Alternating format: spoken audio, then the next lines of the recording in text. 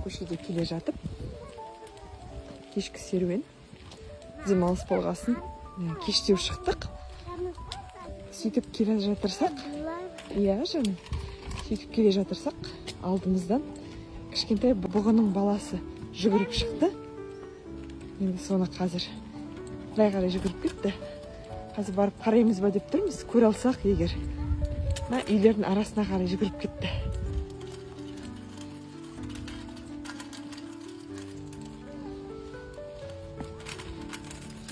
Балабақшаға кіріп кеттім екен. Мына жерде балабақша бар.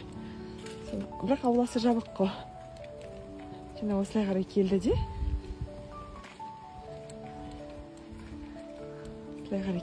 Сосын ана мүмкін ана жерде шағын орман бар, солай қарай кеттім екен. Бірақ жоқ болып кетті. Көзден таса болып кетті. Болшай келе жатқанда мынандай алма ағаштарды көріп, осы үйде тұратын кісілердің бұл деген мына живая изгородь дейді ғой, сол. Мына жақта мынандай көріністер керемет. Мына бұғышық қайда кетіп қалды екен? Біздер енді қарай кетіп бара жатырмыз тіке. Бірақ қай жаққа қарай кетті екен? Бір жақсысы адамдар жоқ. Адамдар болмағасын. Көрдіңдер ме?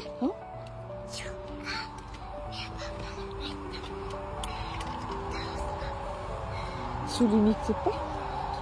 Шошытып жібереміз деп пе?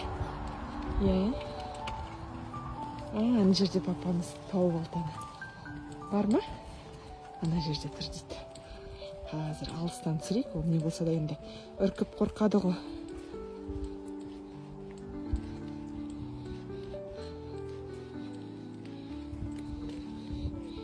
Норвегияда адамдар және табиғаттың жаратылыстары.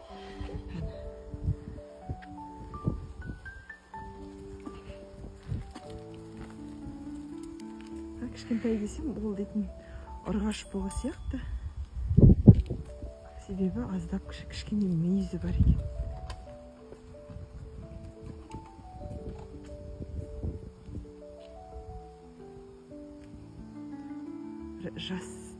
Жас ұрғашы бұғы болар. Әпәдемі.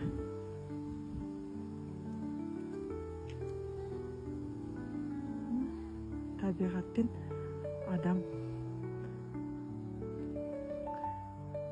татулықта өмір сүреді деп осыны айт.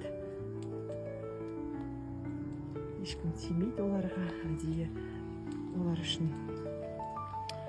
Егер тоннельдер жасайтын болса, сол тоннельдердің үстінен осы жан-жануарлар емін-еркін өте алатындай қып арнайы өткел жасайды олар үшін. Және ол өткелді қоршап қояды. Қарай кетіп қалды. Мен бұлай қарап көрейін.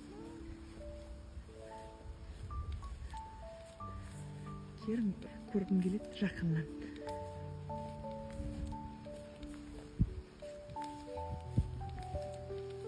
Қай жаққа қарай кетті екен?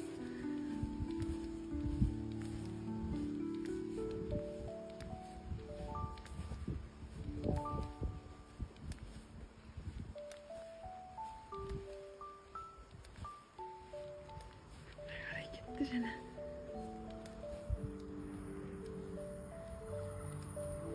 Үлкен қызым Томиристің алдынан шауып шыққан екен. Ол бір жақсы белгі деп жорамалдайық.